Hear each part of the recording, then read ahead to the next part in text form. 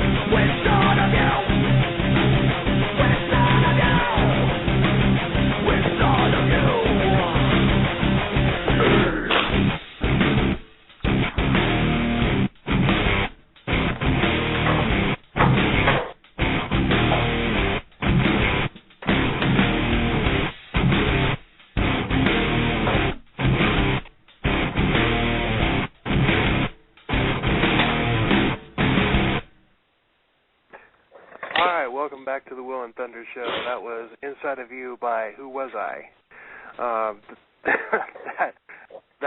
that jam. I dig Darren's voice. That's I like the power behind it. It's not quite death metal, but it's just as powerful as it. And of course, his voice. He actually has, it's a very talented singer you got there. Let's welcome our guest Steve. We got him right here. Hey man, what's up, guys? Welcome in, man. How you doing, buddy? Man, that's impressive right there, man.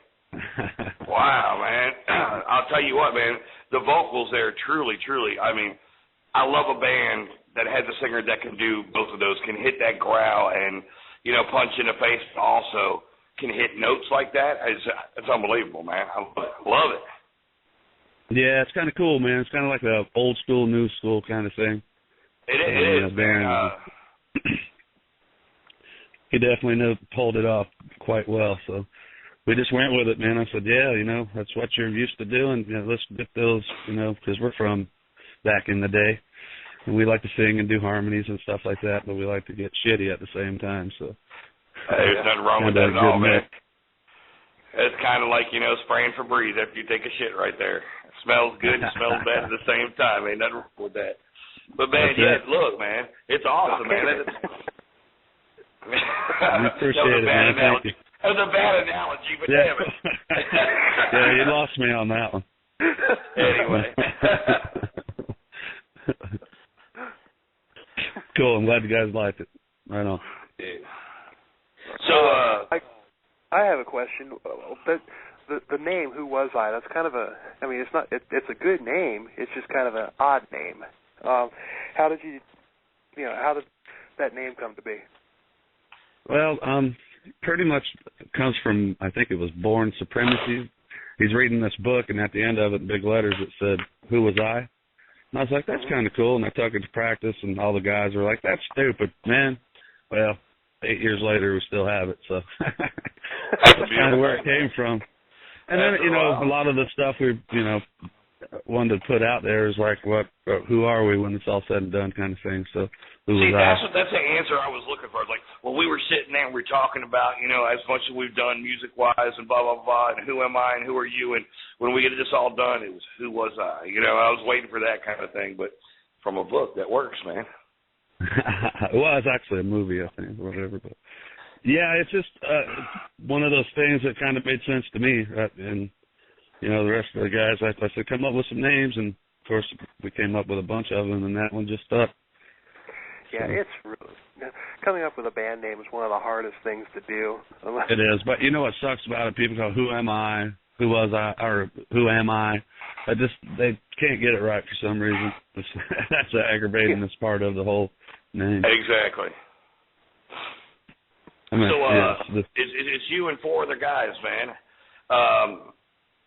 And obviously you guys have known each other for a while, been playing around the area for a while, and kind of, you know, bumped into each other here and there throughout the years, man. How'd you guys get together, man, to put this thing together? Well, most of us have played together for 20 years in different bands in and out.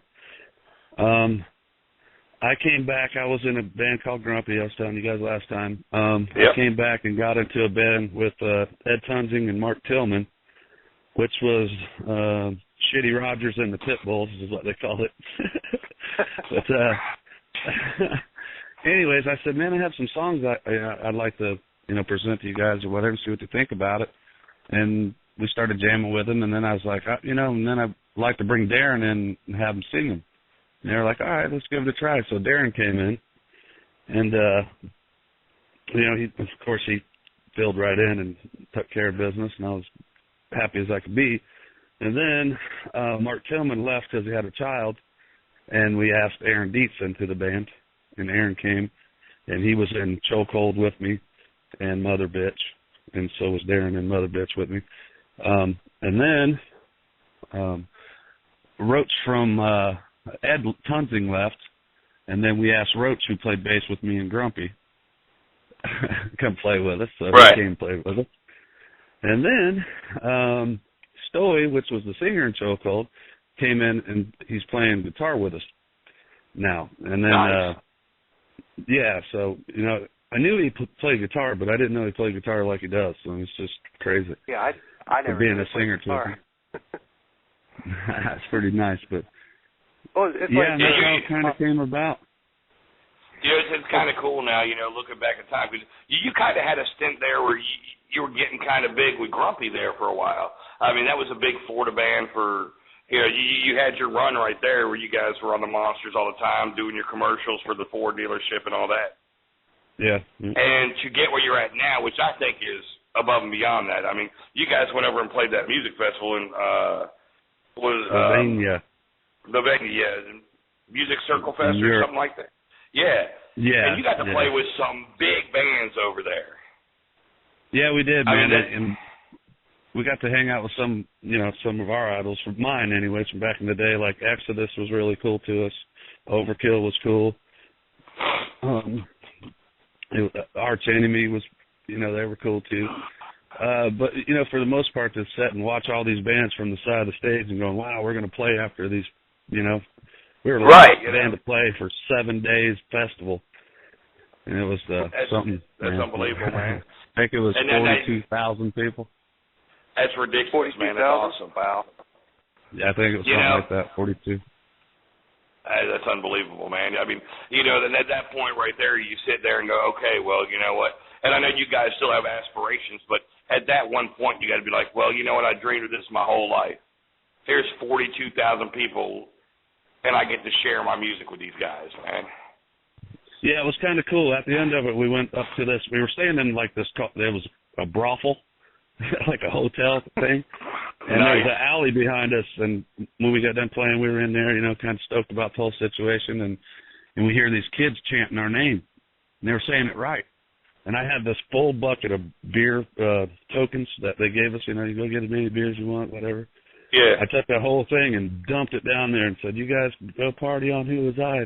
And I could hear them every time they'd walk by, they'd yell our name at the window, so that was kind of cool. Right there. You've done something right there. I mean, oh man, that's awesome, man. Yeah, that awesome. was one of the coolest moments there for me. And then playing, of course, was the ultimate. Right, but that's something you're gonna take with you right there.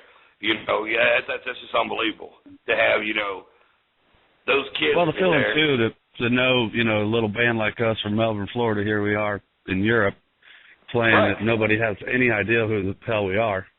And then at the end of it, you get a response. Fell in love with you, man. They're fucking awesome, dude. That's ridiculous, man.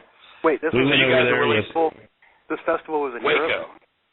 Yeah. I'm sorry. Sylvania. Where was it? It was in Europe. It's Slovenia. It's by it's over there. Across the ocean, and then you walk a while and take a train, and you're there. But Czech, that's unbelievable. Or something like that. But the cool thing is, especially in Europe right now, metal that's where metal lives right now. That's where metal lives right now. We went into town to get our laundry washed, and I see nothing but metalheads. 42,000 of them in this little town. It was crazy, man. Right. But, brings you back to the 80s and 90s when metal was real here in the States, Yeah, you don't see that anymore. You see, I wish we had half of that. Oh, exactly. I remember being a kid, man, and if you wore a black trench coat, okay, fine. You weren't killing somebody. You were out there. You're a metalhead, dude. You had long hair, and it was totally different time, man. Jean jackets and black coats were okay back then, And I'd love to see that happen again. I'd love that. I'd love to have another Euro invasion of the music that they're putting out. A lot of great bands from overseas right now, and they play metal music.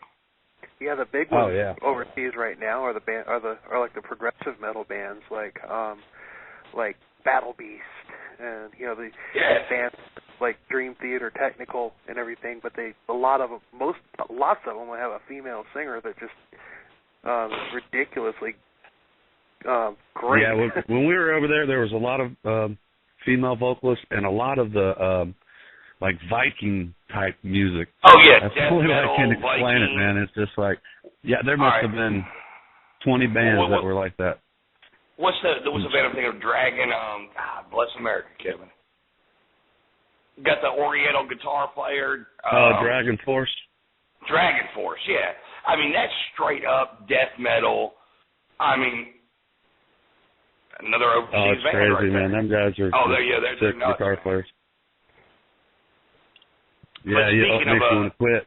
You're like, man, what the? just and on a side note, out of the middle of nowhere, just because I said the Oriental guitar player, what about this little Oriental guy who's singing for Journey now that sounds just like Perry? I dig Have the you dude. ever I seen think that? he's great. He's Yeah. ridiculous good. I saw him a couple years ago on some award show, and I was in the kitchen doing something, turned around, I'm like, what the hell? That guy's ridiculous good. You know, and he's not as big as a Coke can. Tiny little fella right there. And he's belting notes out like you wouldn't believe it. I'm like, that's unbelievable. But anyway, back to who was I? Back to it. We should be, yeah. No, seriously, no. You guys got an all-star cast kicking there. And that first song, man, I love every minute of it. You guys does your bass player Roach, does he live in Orlando still, or? Yeah, he sure does. Yeah.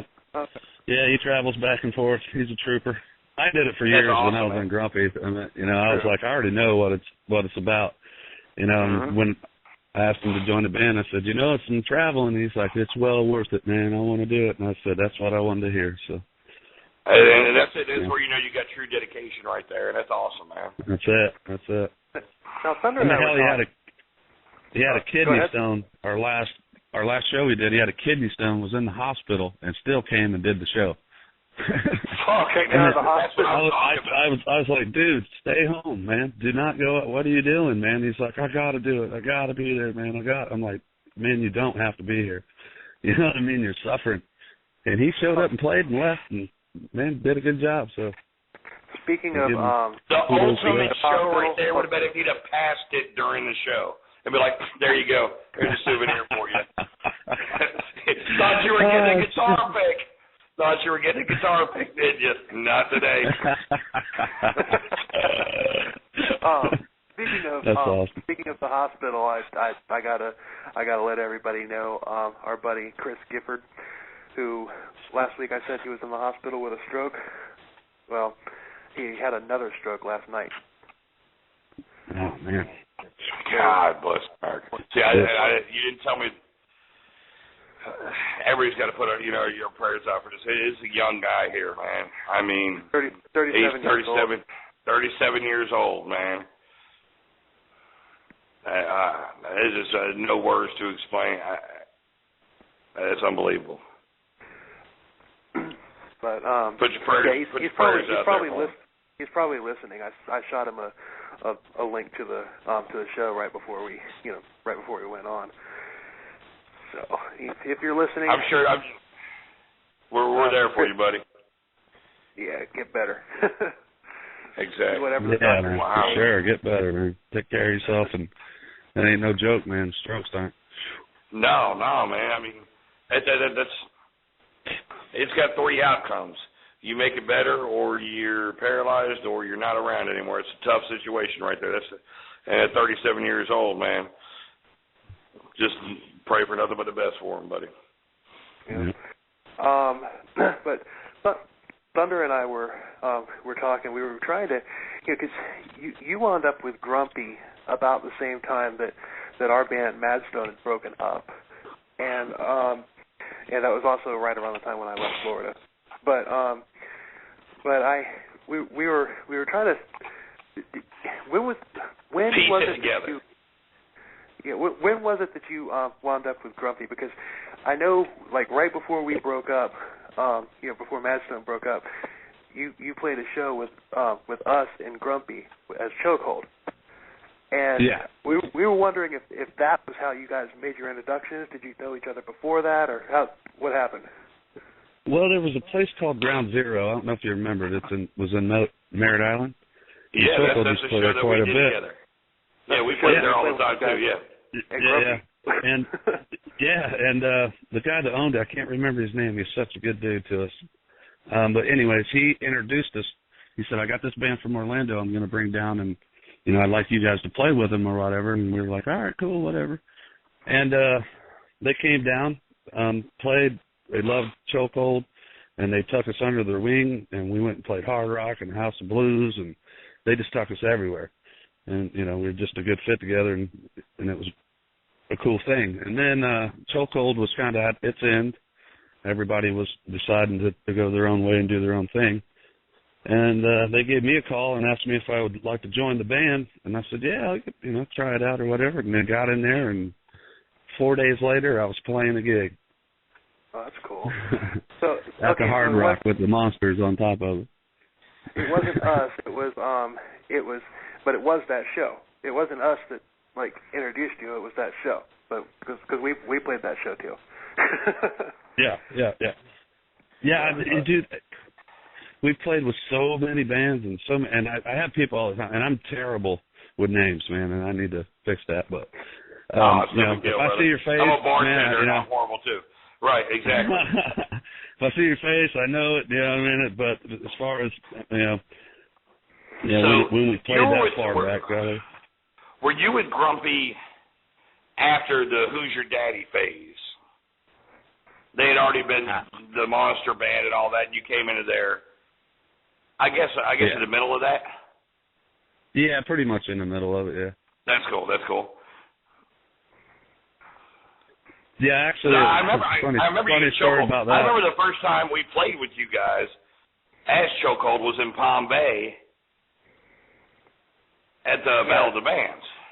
Yeah, they skunked us. Yes, they did. Sorry about that, man. No worries, man. Look, man. No, if it had been in Merritt Island at Ground Zero, we would have wiped y'all. Yeah, you would have checked us. Whatever. But anyway, I remember the first time we played together. I mean, and awesome little bar right there we played at. But that's the first time I'd seen you guys play, because we had been playing, like in Merritt, the Merritt Island, Cocoa Beach, Cape Canaveral, Orlando area, and hadn't moved toward. I mean, we played I think the Hustler once or twice maybe, but that we was hadn't really moved far south yet. Yeah, but and you guys back in the day, I mean, Chokehold were a great band.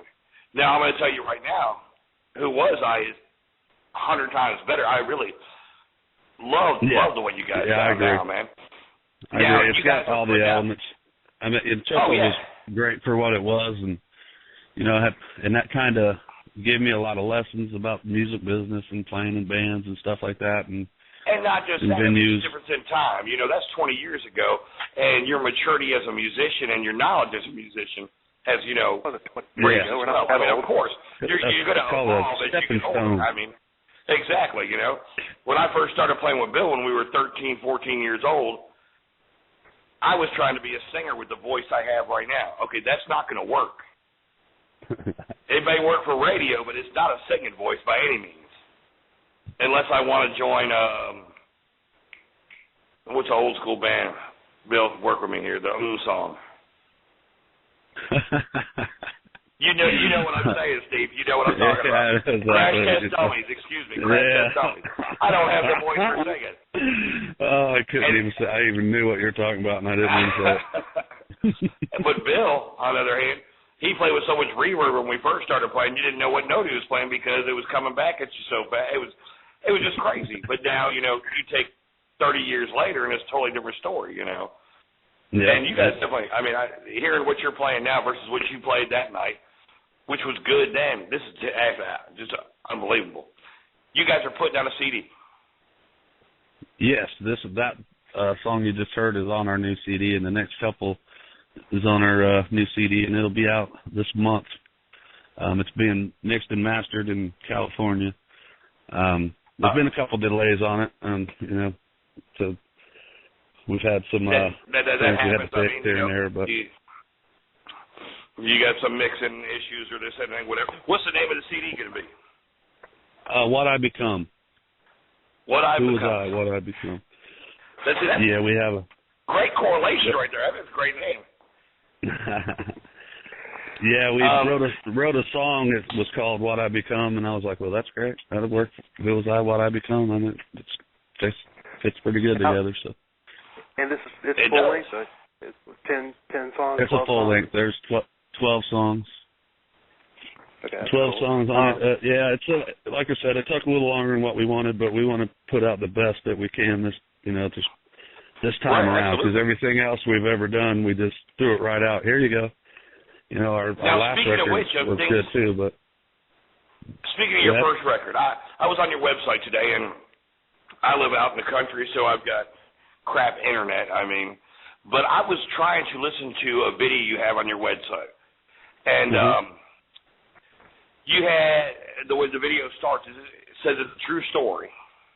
Had to do something, and it had the anchor for West TV2 on there, and I can't think of his name right now, Bob, whatever his name is. And it was talking about a drowning or something in the Indian River. Yeah. I got about maybe 30 seconds into the song when my, loop started kicking back again. What's the story behind this?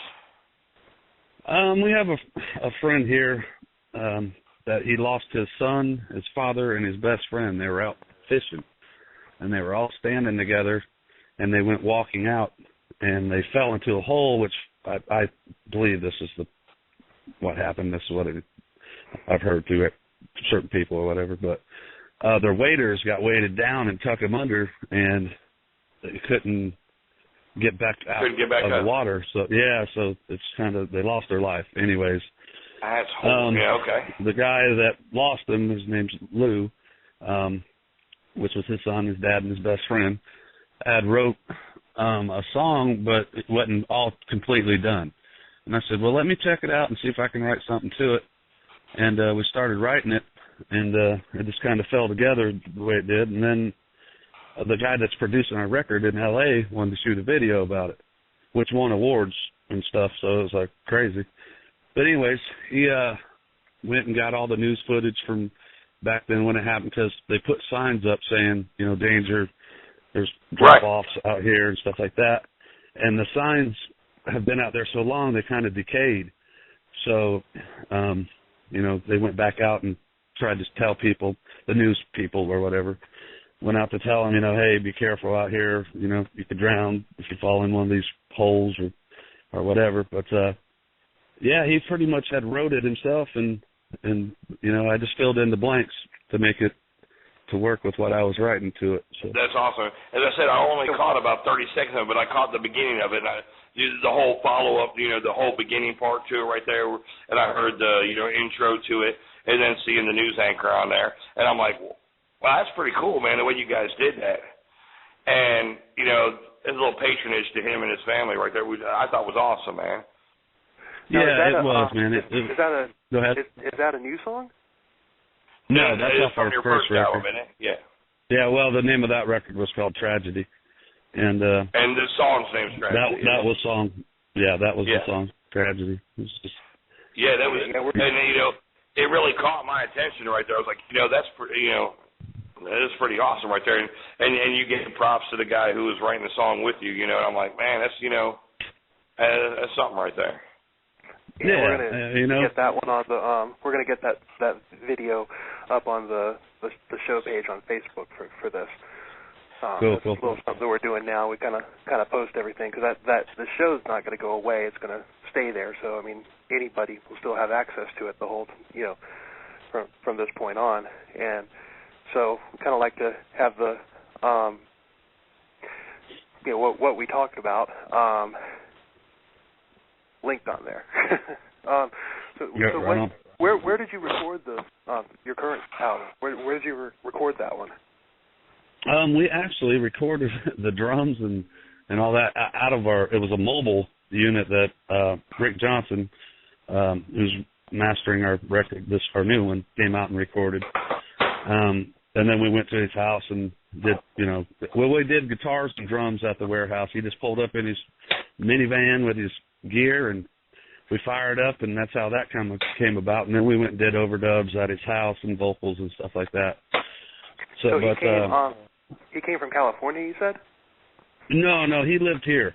He actually it's being mastered in California. Yeah, we were practicing in Suntree, and I kept seeing this guy down the road. Every time we practice, he'd be there, and I'm like, what's up with this guy? So I walked down there, man, and said, hey, my name's Steve. What's your name? He said, my name's Rick. And he said, I'm going to tell you something. I've been listening to you guys for week after week, and I love your band. I'd love to shoot 2 videos and make 2 records for you. And I said, well, that's cool, bro, but, we're a bunch of broke, musicians. And he said, I didn't ask for any money. He said, I didn't ask you for any money. Give me a call. Here's my number. I said, okay. You didn't think nothing of it. I was like, yeah, right. I've heard it all, whatever. Yeah. So I called him up, and he said, all right, man, I'm going to come out in the next couple of weeks, and we're going to start recording some drum tracks. And sure enough, he did. And he's been a brother ever since, and believes in the band, and we can't show him enough love and respect. So, and he moved back to California a couple of years back. Still loves the band, still calls us all the time.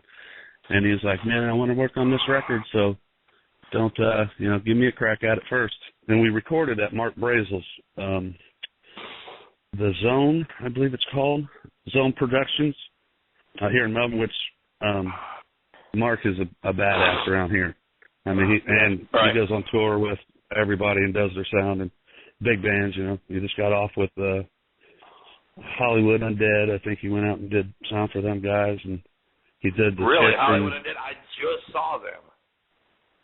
Yeah, so he's out doing a lot of stuff. He's doing monitors, a lot of that stuff for, I can't remember the last person. Hollywood Undead that I saw.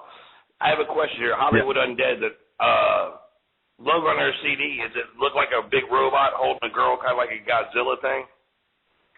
I'm not sure. I'm not familiar with them, to be honest with you, but I've heard of their name, of course. But I live in Jackson, Tennessee, or right outside Jackson, which is about a 2-hour drive from Memphis or Nashville. So we get a lot of traffic through here. And we've got a couple really cool little rock clubs here. Well, I think we're coming through there right at the end of March. So really? Memphis? Yeah. Where are you playing? We're putting a tour together right now. So all right. I don't have all the details on it yet, but when I do, I will let you guys know for sure. Fuck. If you're playing in one of these two clubs here, I just saw there's a couple of big bands that have come through here. One Less Reason, which is they're kind of more local, but they've got a lot of the East Coast where they travel around. But Full Devil Jacket is from this area, and I know the guys. And I know the guys, and they just played here last weekend. And were they with a band called Familiar Sin? Were they with them? No. We just got asked to get on a tour with Full Metal Jacket and a band called Familiar Sin. I don't know if we still might, but. Well, that's awesome, and I know Josh and Josh is their singer and Moose is their bass player. I know them both. They're cool as can be, man, and great musicians, man. Yeah. They're really cool guys, man. But man, it's crazy that where I'm at now, I live, in the middle of the country in the outskirts of Tennessee, and the music scene here is thriving very well, man. I go every weekend to this little bar, and I see all these bands. They'll come from Nashville or from Memphis or, from all around. I mean, I've met bands from Rhode Island and stuff. But it's amazing that this little town that I live in right here gets that kind of exposure. It's awesome, man. Yeah, that's cool. And I hope you guys come to town, because if you do, I'm going to buy you your first beer. All right, man. Where do you have booked? Like, what cities do you have booked? And give us the dates. Well, they're in the process of being booked right now, but we want to go. Well, this is what they're telling us, that we're going to go to Texas. I guess we're going to hit up in there. Then we're going to go Chicago, Tennessee, and then Erie, PA. I haven't got anything of it really confirmed. We just got a new booking agency through our manager. Awesome, so man. we're waiting on him to get back with us and give us the details. On, I probably shouldn't even be talking about it, but too late. Exactly. Nobody heard that. But yeah, if we do. Yeah, right. We're such a small show, don't worry about it. There's only 2 people listening, so they won't tell on you anyway. There's quite a few. I'm just kidding. Anyway. Chris Jerry was Snowy. He's in the chat room. Says that Mark Brazel just finished doing sound for Merle Haggard's show last week. Oh yeah, and Frankie Valli, I think he did something with. He's all over the place. The guy, he's just a all-around badass, man. He's recording, monitors, live sound, anything. He's just all over it. That's awesome, man. Yeah, he does, all the blues cruises and all that stuff, and they take and fly him all over the place. That's why our album took so long, because it was like one week we'd get in a couple of days, and then he'd be, I got to fly to California. I got to do the American Idol chick show or whatever. You know, all right, yeah. right. Yeah. Or The Voice, or one of those, some Disney girl that he hooked up, and they take him everywhere. So he was doing that, and just all the time, you know, leaving. But it was like we knew we were going to stay with that guy because he's going to get the best product. I mean, what you guys are listening to when you're playing our stuff, that's what we recorded. There's nothing mixed, mastered, nothing. It's just that's right. It's straight up raw. Yeah, I mean, and it sounds better than everything I've ever done. Oh yeah, and you know what pisses me off as a listener is when you go to a show and you hear a band live and it's like, that sounds nothing like the fucking band right now. Yeah. The more raw you do it in recording, the more you do it real. You don't need to add fucking 10 times bullshit to everything. We talked about that. It was like, what can we play live? Can we add a bunch of overdubs that we can't play, and then why do that or whatever? And then you look like a jackass up on stage when it sounds half-ass, you know? Why not do what you can do full-hearted with what your musical talent is, and then go just show it to everybody? I mean, I love that. And one of the bands I've seen that did that the best, actually, was the band called Live. Yeah. I saw them in Seattle, Washington, and this is when they were big back in, you know, at the late 90s, early 2000s, whatever. Fantastic band. I mean, it sounded like the CD when you're watching them on stage, and I'm like, well, that's what it's supposed to be like. I hate going to a concert and be like, they were okay. So you have this awesome management, and you have a awesome promoter, obviously. Is there a record deal in the works, or? Well, you know, that's another thing. I guess I can't kind of discuss either, but okay. Well, I don't want to. Yeah, there's a couple things in fire. Put it that way. There's a couple things brewing. So. A couple hands in there, you know. Yeah, it's, you know, you never know, man. It's one of those things that for me. You know, like I said before, I've heard so You've much been with that bands it's before, right? Yeah, I've heard it all, man. So until there's like that in front of me, the contract or whatever, then I'll believe it. Until you sign the papers, you don't own the house. But we are getting great reviews on it, that's for sure, and what we have put out so far, and that's awesome, man. It's a good feeling. It's like, okay, maybe there is something here, so it kind of keeps you going. It's like you paid your dues, and you know, you finally feel like it's paying off. Yeah, I do. You know, the guys that I'm playing with, I enjoy to be around them. You know, I don't know if they feel the same about me, but whatever. I'm sure they do.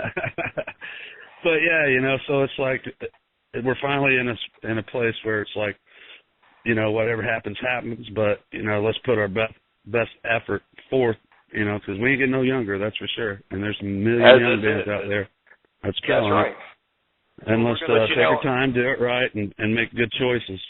You know, so. Well, that's the one beauty about music right there is that if you play great music, age isn't always a factor. Yeah. No, I don't do that either. And I don't care what you look like either. That's another one of my things. As long as you're kicking ass, I don't care what the hell you look like.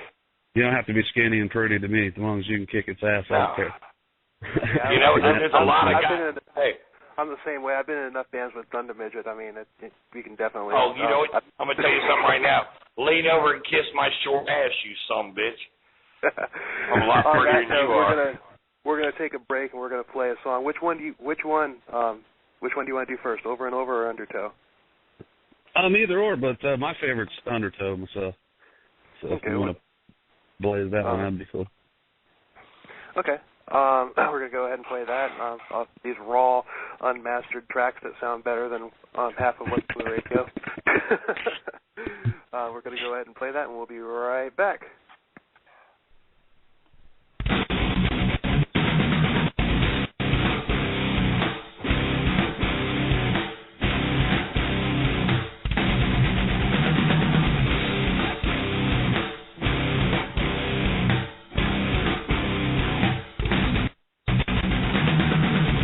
Back the way in the middle. Back to be in the middle of, back to be in the middle of your life once again. Back to be in the middle, back to be in the middle of, back to be in the middle of your life once again. You must rise to be no more, drag my face to the unknown. It's the end of you and me. What your world was down to be.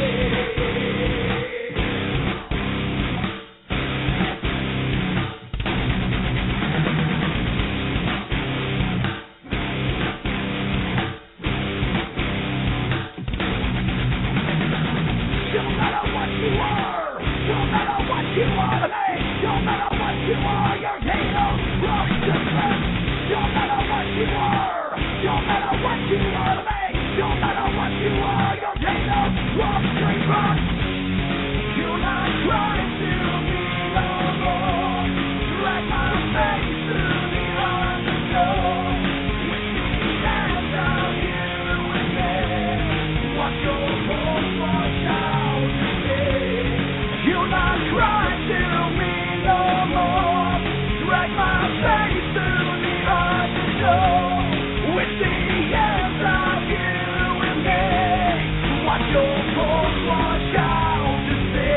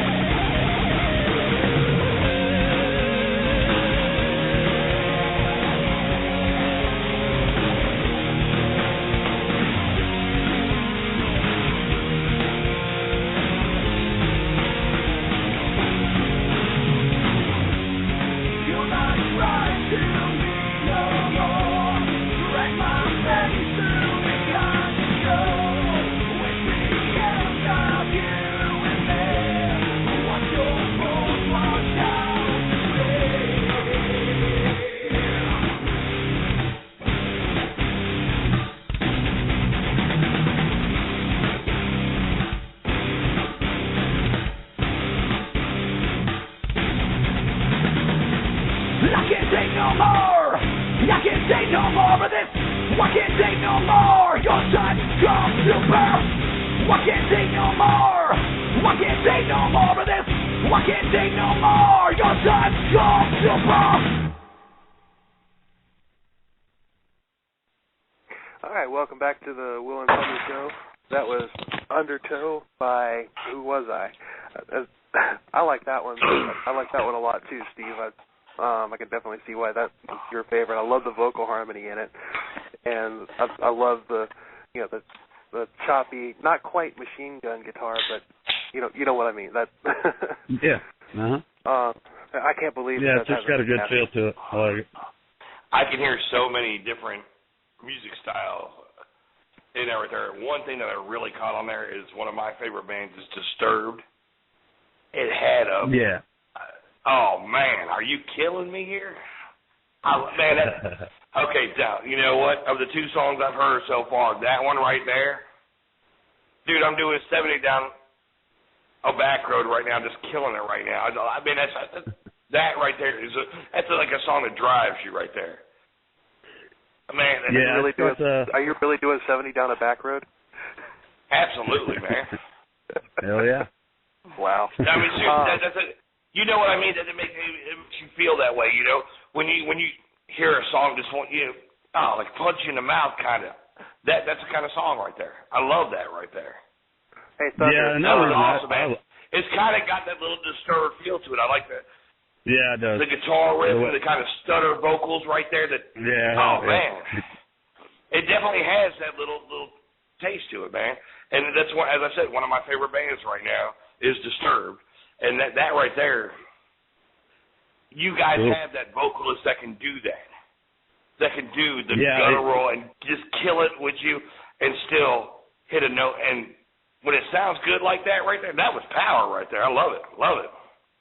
Yeah, one good thing about me and Darren, our vocals mix very well. So when we do our harmonies and stuff like that, you know, the hooks, as I would call it, you know, and you can sing along with it too, and that's the thing, you know. Right. And the one thing I like that you guys do is you'll have one do that rough growl, or not just a growl, but the rougher vocals, and then the one behind you is doing the harmony behind that, which people don't understand. A lot of people who don't listen to metal music don't understand how hard it is to hit a note and make that rough noise at the same time.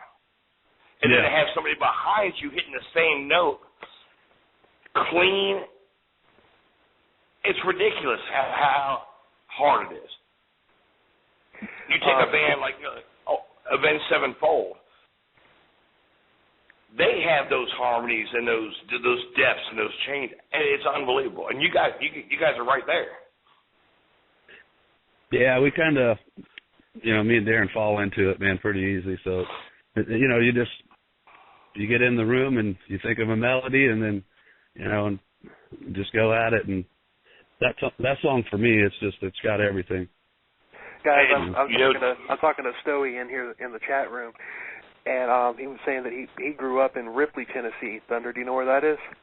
I know exactly where Ripley is. Tell him that I live right next to Nutbush. I guess they couldn't call in. Tell him that I lived right outside of Nutbush in Tibbs, Tennessee, and now I'm in Whiteville. So yeah, I know exactly where he's talking about Ripley. Nutbush. That's crazy, man. Nutbush, Tennessee. That's where Tina Turner's from. Nutbush. Yeah, you know, I'm gonna have to get. It's called Nutbush. Too. Yes, it is. It's called Nutbush. He definitely. He played the first lead in that song, and then I played the second lead in it, and you can tell the difference for sure. I mean, the guy just rips. You know what I mean? It's just in your face, and it's bluesy. It's awesome.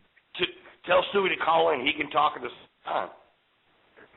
Yeah, he needs to. Somebody needs to get on here other than me. It's messed up, man. Well, speaking of which, let's talk about the other people in the band real quick. We're talking with Steve right now. Okay, well, now we know that. And you know that. All right, let's move on. All right. Everybody else in the band is an asshole. So on guitar, we have Steve Harvey. On the guitar, we have an asshole. On bass, an asshole. Vocals, he's an asshole. And on drums, he's an asshole. So if you like rectums, go see their band. There you go. My co-host. It's a band for nothing but proctologists. There you go again with those fucking sound donkeys. That was a perfect sound effect. That's perfect because our big thing is calling each other donkeys. You're a donkey. Do it again. Say it again. Go ahead, Bill. That's for you.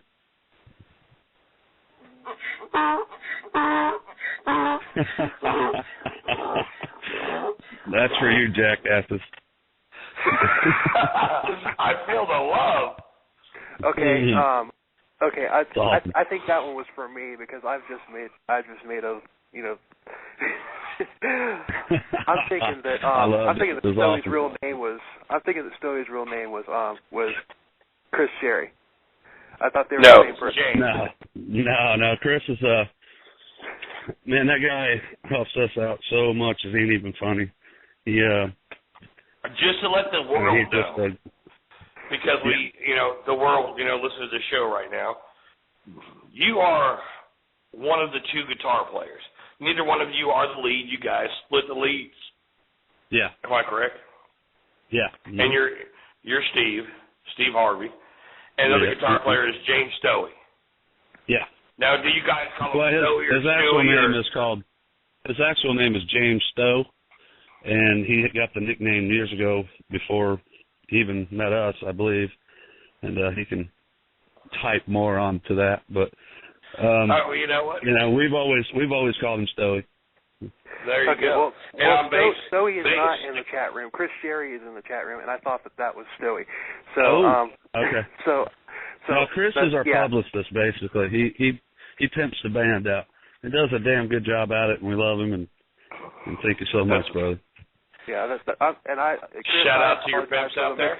This whole time, Chris and I have emailed back and forth about the songs and stuff that we're playing on the show. And this whole time, yeah. I don't know where I got this from, but this whole time I'm thinking that it's Stewie. No. Well, Bill,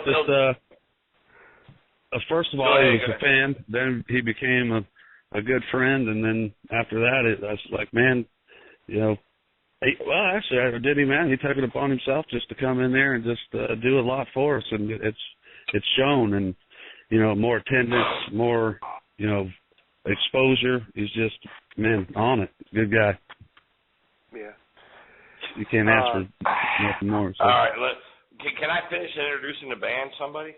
There's some guys out here that might want a little recognition as well. Well, they should have called. Yeah, that's right. Sons of bitches, get on the phone. What's wrong with you guys, you lazy sons of bitches? Well, maybe we have to fill out the telephone number. Area code 646. I gave him.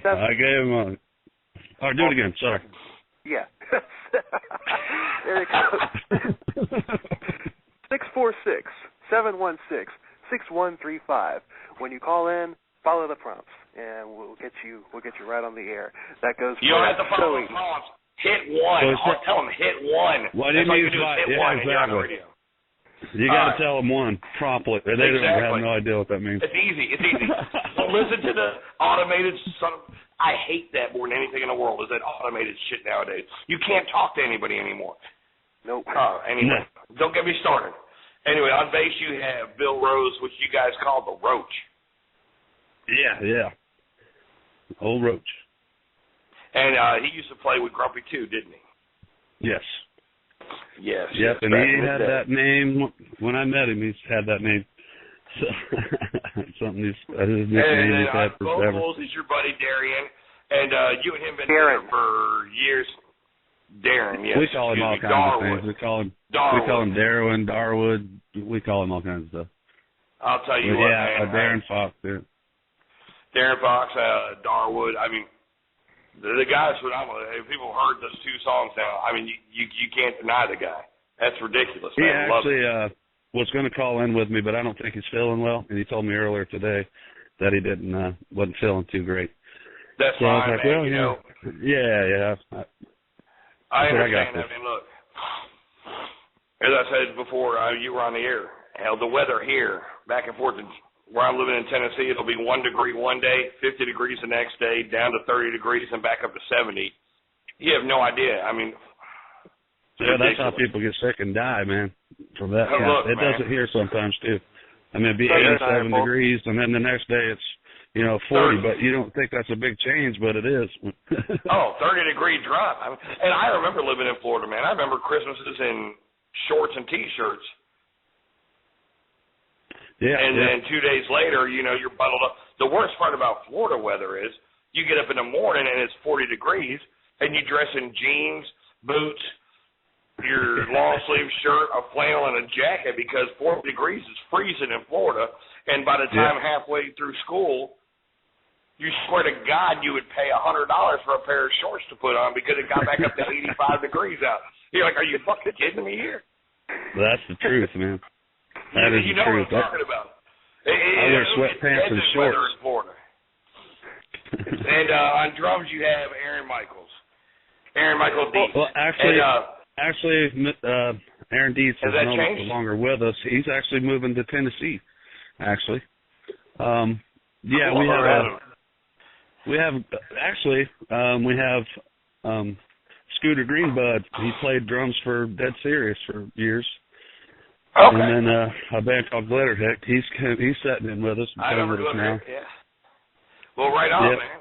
Well, I'm just going off what I found on the old interweb right there because I was trying to catch a little something on all you guys right there. All that stuff. I didn't want to look like a. Go ahead and make the noise, jackass. But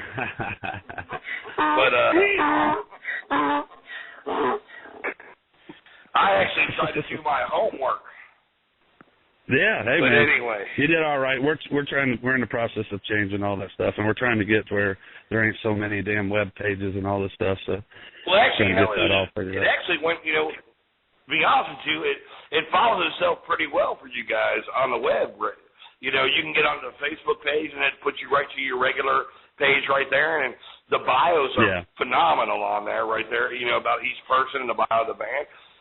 It's really, really good to what you have so far.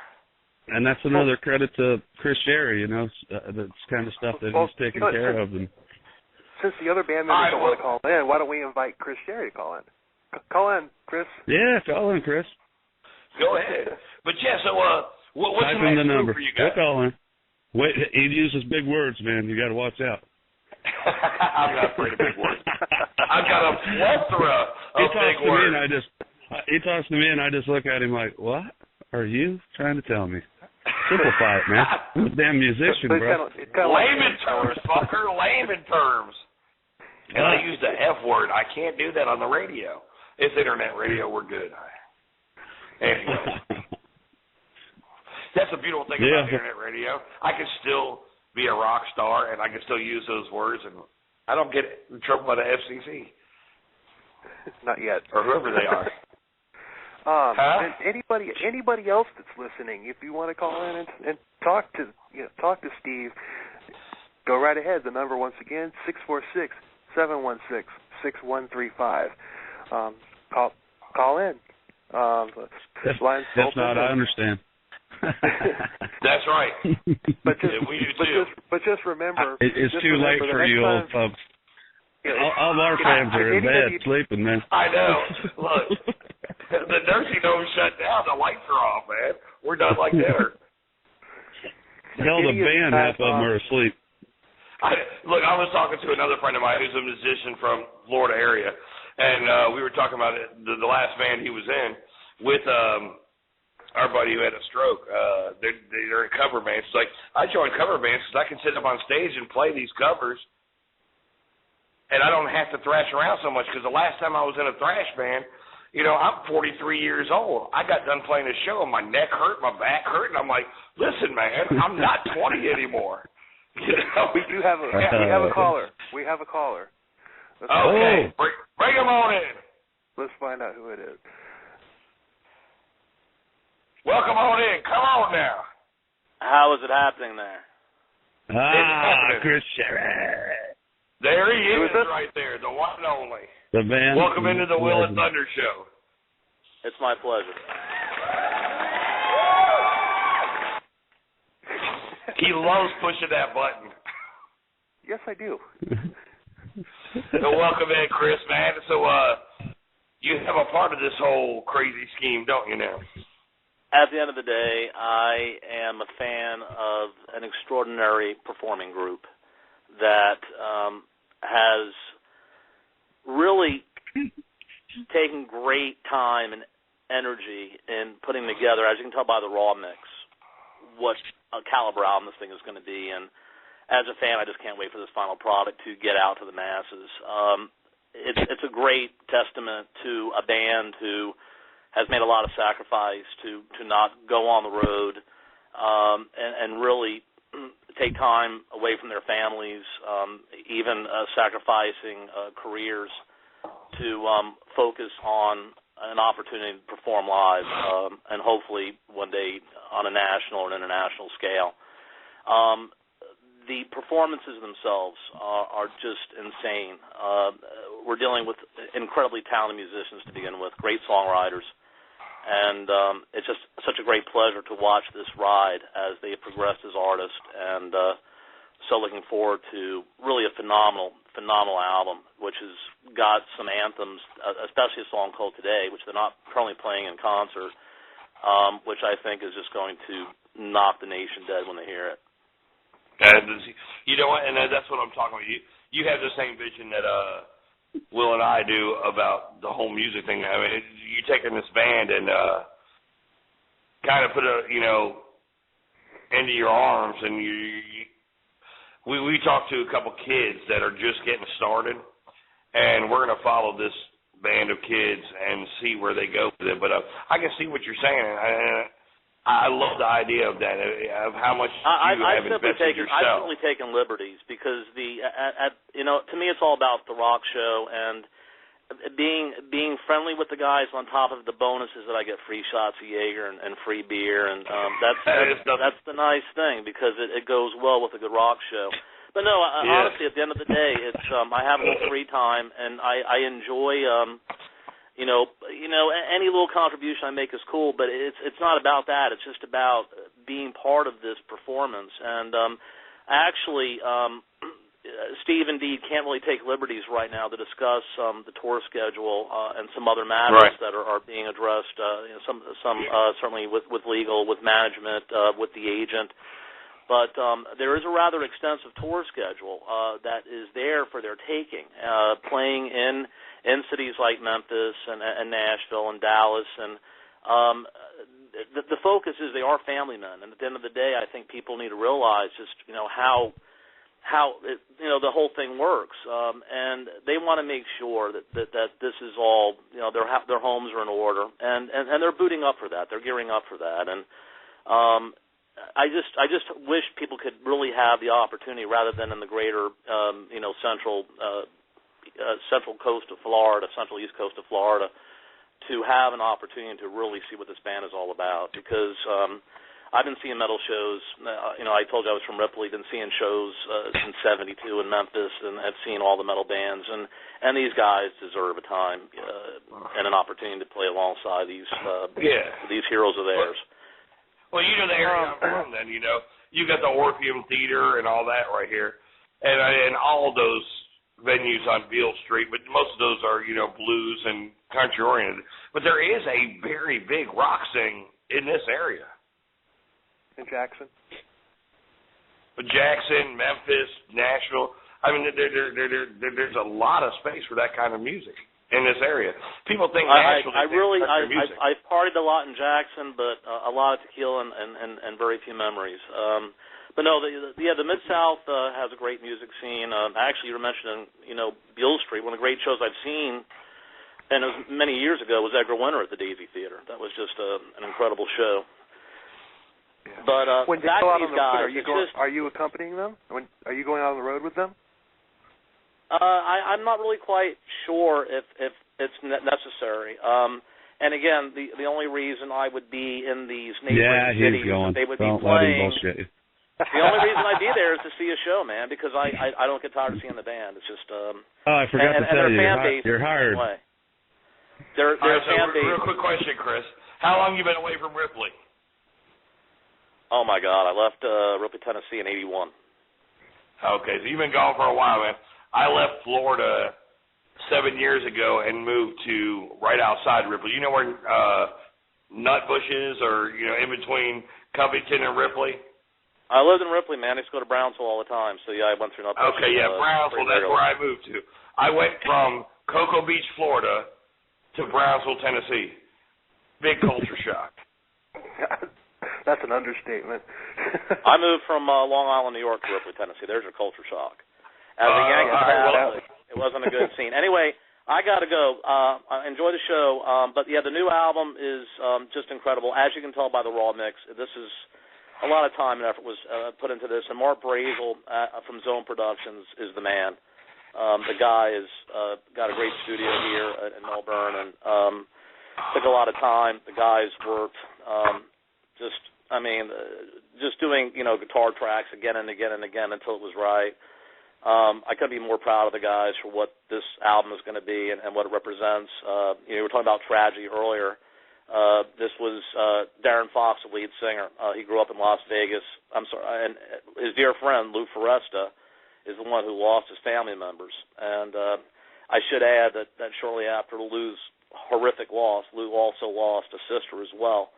And Lou wrote this, and I think initially took it to Darren, and of course then Steve made adjustments to the lyrics. But this was something that the band embraced because it was a friend of theirs that was dealing with one of the worst nightmares anybody could. And now it's a track that's been around, of course, for many years. It's one of the fan favorites, of course. But the focus is the new album, and also the fan base, and Brevard County and the metal scene here and the fans. God bless them; they're phenomenal people. They go out of their way to attend these shows, and Who Was I is certainly a band I think that's on the forefront of the music scene here, and because of the sacrifices with their domestic responsibilities, they could be somewhere else. And of course, the other thing too, I don't have to tell you. it's one thing if you got $100,000, to go ahead and buy yourself in every festival on the planet, but right. They have families and they've got educations and soccer practice and all that stuff to take care of. But mortgages and all that, yeah. Man, the you're bumming idea me is out, that dude.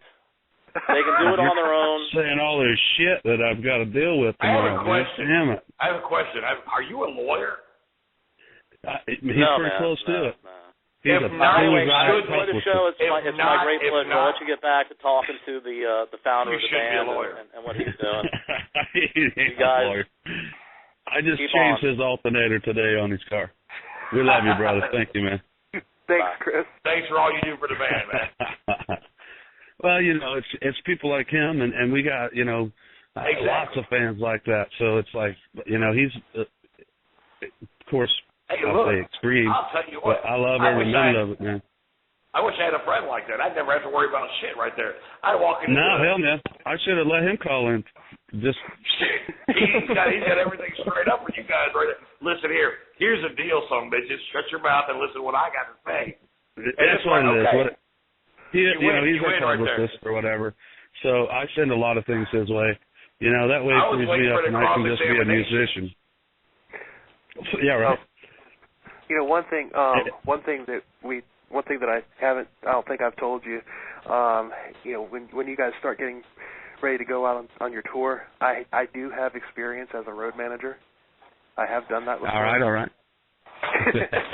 And I'm currently You're in. Get our money, man. But yeah, I mean, seriously, yeah, I'm really excited about this album.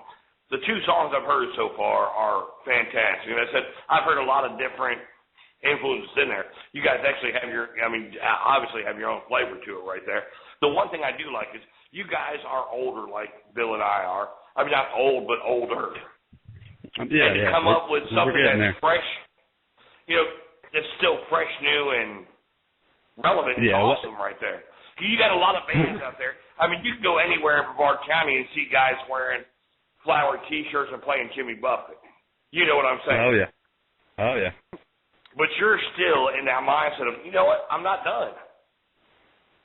No, I don't think I'll ever be done. And that's the way I feel right there. And it's like I know what my time restraints are with my family. And I understand what he's saying with these are family men, but there's only so much you can do to an extent. But you guys are pushing yourself way beyond that. Yeah, you got to step up. Oh yeah, you got to step up, or you get left behind. It's just one of those things. And for me, like listening to newer music, and I mean, I got there's a lot of new music that I dig, and then there's you look at guys like Kiss and and all them guys that they're still trying doing to hold on. You know what I mean? Regardless of whatever you think about them or whatever, they're still doing it. Right. And it's like, of course they got a record deal when they were young, which is great and dandy. But this day and age, you don't need a record deal to go out and do what you need to do. No. I mean, the internet itself is incredible. Okay, we're going to go ahead. The opportunities. Hold on, we're going to go ahead. Bill. Okay. You give me 1 second before you take the break. But you're right. With the internet right now, the opportunities are so much easier nowadays with the kids and even with us at our, doing what we're doing, just to get it out there. And if you have the talent, it's just wide open now. I mean, there's so many different we still go out and we still do the old school, we flyer the bars and stuff like that. It's just, it's just something that we've always done, so we just stick with it, But the internet, man, you just get on your Facebook and invite friends, and and the cool thing about it, you kind of know who's coming, Right. Even if you got 200 people saying they're coming, at least hopefully half of them show up, and you got a good show. You got 100 people, right? Yeah. Yeah. Or they all come and bring a friend, so you're like, all right, man, this is You go to 400 there, and you're like, yeah, all right, we're gonna fucking kill it, man. Love it. I mean, I really wish, as a musician myself, I'd love to be out there playing right now. I just know where my time stands right now, and at least I have this 2 hours a week talk music, to still be a part of it. Yeah, That's exactly. where, you know, like you said, it's one of those things that never leave you. You know, it's just exactly. You have to do it. It never will. You know, and I'd love to be right there, what you're doing right now.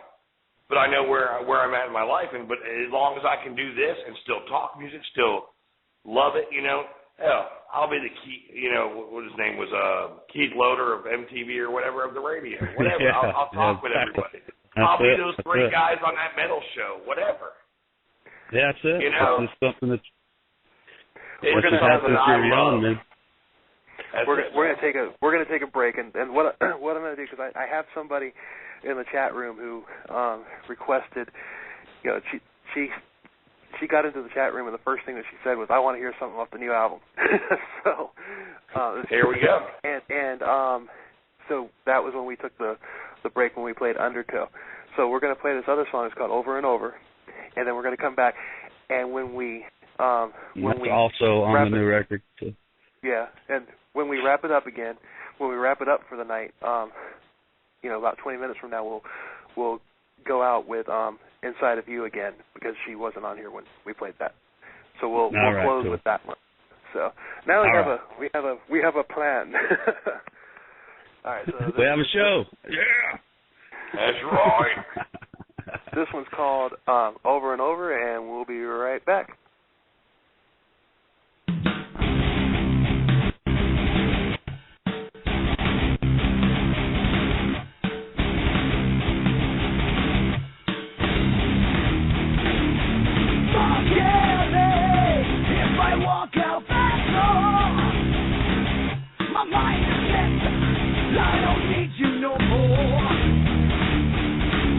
Darkness is all I can say.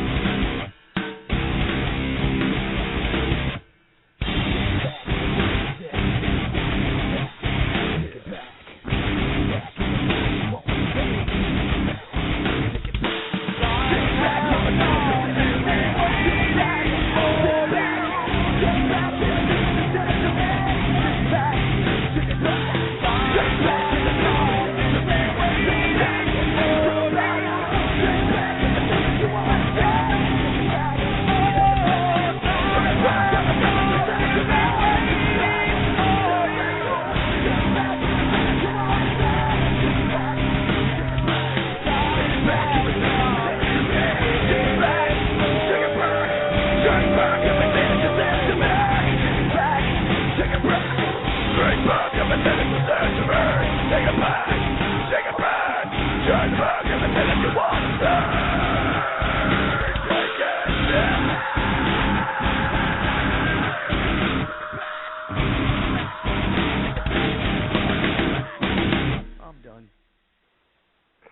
right, welcome back to the Will and Thunder Show. That song was called Over and Over, and that was another badass one. Now, that one I could kind of hear the rawness in that one, and I'm going to be really interested to hear what it sounds like when it is fully mastered. But still, it was still an awesome song. I mean, for example, that song, what I just heard there, sounded better than Godsmack's first album. Yeah, like I said, when he would go out of town and he'd come back, I mean, you're setting up different times and different things, so some things change on it. But, I mean, what you hear is what we recorded. That's pretty much where it's at. I mean, he did throw a little, probably reverb on the vocals or whatever, just for us listening to it, to get an idea. But for the most part, that's us just going in there and putting down tracks. Yeah, is he recording you digital or analog? Digital. Oh, okay. We're playing through 8 different amps that you're hearing there, and it's a mixture of all of them. So, we're using 5150s, Randalls, Marshalls. He set them all up and put mics on them. He had, I think, 16 mics altogether. So it's a crazy setup. It's amazing how full the sound is right there, everything. And I know you guys are second to mastering, but, I think it's good enough as it is right there. I mean, you can add a little here and there, but, man, it's phenomenal of the quality of recording you guys have right there. Yeah, a couple weeks ago, they've been playing this quite a bit on JRR. They have the Native Noise. And they said, send me a song. And I was like, all right. And I sent them, I listened to it. And I'm like, oh, man, to me, because I'm in the band, I'm going to beat it up. And I'm like, I don't know. But anyways, I was riding home, and here it come on. And I'm like, and it sounds amazing. I was like, you got to be kidding me. I don't know what they did or what happened, but it was just powerful. I was so happy. It's just hearing it for the first time over the radio waves, and it's awesome, man. I'm telling you right now. Ear to ear. Yeah, you got to love it right there. Just when you hear that. Go ahead. Actually, the song that you're going to play at the end that you played in the beginning is the song they played, and it was just, it was awesome. The guitars came out. It was on like the left side, and then the second one came in on the right side, and it was just good moment. Yeah, and right there, you just want to pull over and just sit and listen, Yeah, and then it made me go, I cannot wait till I get this thing back mixed and mastered. It's got to be just phenomenal. So I'm happy about that. Well, I'm telling you right now, everything that I've heard is fantastic. And I know this is just the raw version, but I'd buy it tomorrow. The one thing I like about it's consistent. Every song is good. It's just, and I'm in the band, of course, I'm going to say that, but, all of our reviews and stuff from people that's heard it and it's coming and then been like, wow, this is crazy. And that's important right there, because how many bands have you seen out there that, get that one song that sounds like, man, dude, I got to go buy that CD right there, and then the next 10 songs are like, fuck is that? Yeah, what happened? That makes you so mad. You're like, dude, I love that one song, but okay, fine. Yeah, now I own a CD that I listen to one song. I'll just put on my MP3 player and call it a day, It's just, that's it. But yeah, you guys are consistently good with everything that you do right there. And you do have different flavors in your songs, which I love that. I hate hearing a band that does the same thing every song. Like AC/DC? We actually... exactly. AC/DC, where they play 3 chords? Yeah. I think Angus Young uses 3 chords. He just strums different every song. And I get so much shit from that from so many people, like, you don't like AC/DC? I'm like, no. They're okay. I can listen to them, but am I impressed by them? No. They play the same 3 chords every song. They just do it differently every time. That's it. We actually a song of the Doobie Brothers called Long Train. We're trying to see if they'll let us use it, but that song came out kick-ass too. It's just nice and heavy, and the harmonies are killer on it. You see, we beefed it up. I love that shit. I love when you can take a heavy band and take a song like the Doobie Brothers right there, or you can take like once again I'm gonna pull out Disturbed, and I'm sorry to keep bringing them up, but like they did Phil Collins. And they did a killer job with it. It was awesome. Oh, they did a great job of it. And what's his name? The Shout. Yeah, so if we get a word that they're going to let us use it, we'll definitely turn you guys onto that one so you can play it. Absolutely. Yeah, well, I mean, that's a game changer, man, for us, I believe. Oh, absolutely. Yes, Warner Brothers and the fellow there that wrote it. So we'll see what they say. If they say yeah, then it's on. Hey, Steve, I'm gonna give you a call as soon as we're wrap it up here. Is that all right? Because I got a couple questions I'd like to ask you off the air. No problem. Yeah. Now, when are you going to find out when the actual debut of the album is going to be? I will find out actually at the end of this week. I will find out where he is at. He went to NAMM, took a break on it, did the NAMM thing last weekend or weekend before or whatever, and he said that he's beat it to death and he just wants his ears to dry out for a little bit, and I understood that part of it because I want him to send us the best that he can do. So anyways, that kind of pushed behind a little bit on that. But, for me, it's like the best of the best has to be there. I mean, you'd rather be right than you be honest with me and say, hey, man, I'm just not going to give you shit. I'm going to do my best on it, and I need a break or whatever. All right, man, cool. Yeah, you don't want to get burnt out. That's awesome, man.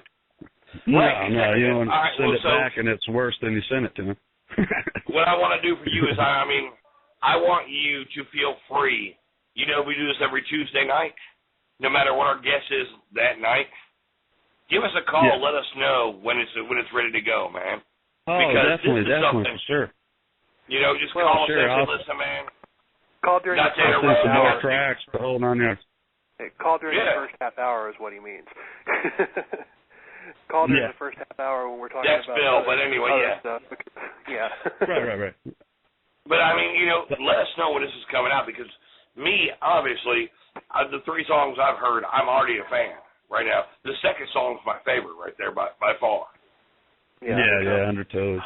That's just my taste right there. It's got it all I there. love it, man. And but let us know what's going on, man. And for sure. Let's get you back on sometime and get some of these guys that are with you on the show too, so we can talk with them a little bit. Definitely. I'd love to talk with your bass player, man. I read his bio, and I loved everything he said right there. He's like, I'm different. I'm not the bass player you think I'm not conventional. I understand that. We call him the bass ninja. The bass You know what? And I love that. I'd like to talk to him about some bass playing a little bit there. I've got a lot of crazy different bass players that I love. Really influenced me. It was my fault on this time around. I kind of didn't give him a heads up till today. Don't worry about that. Like I said, he had that kidney stone thing going on, and I was like, let him rest or whatever. But, yeah, those guys really love me on here. We appreciate you giving us the love and respect, and we couldn't ask for more, and we appreciate you guys. Thank you so much, for sure. That goes vice versa, We're starting this thing kind of new ourselves right here, but we kind of want to be that unspoken word where people know if I've got a new band or something or I've got a new CD coming out, here's a way to get a little something out right there, a little free publicity. Yeah, exactly. And you know what? It's nice to talk with people who know music and love music as much as we do right there. And I think it's awesome, man. Oh, that's no doubt a huge part of my life. Like I said, man, I still go to the store and buy these, these bands that are just coming out. They're, get their CD and plug it in and hear the new shit that's going on. You're just like, wow, man, they're phenomenal, man. It's just crazy. But, for us back in the day, we only had a certain amount of bands. Now they have to run the gauntlet, man. You name it, they're playing guitar like Yngwie Malmsteen at 13 years old. You're like, what the? They're all over the You know, place. I was just checking these dudes out on the internet. They're called Reflections. I mean, you ought to see these two. They're sitting by you go on YouTube and you find a 6-year-old who can play drums. That'll blow your mind, and find these, virtuosos. But they've always been there. Now they have an avenue to show what they do. Yeah. Yeah, I mean, that's true. Ingve came from nowhere, and all of a sudden there he was at 20 years old because he was in a hotel room when somebody heard him playing. Yeah. Yeah.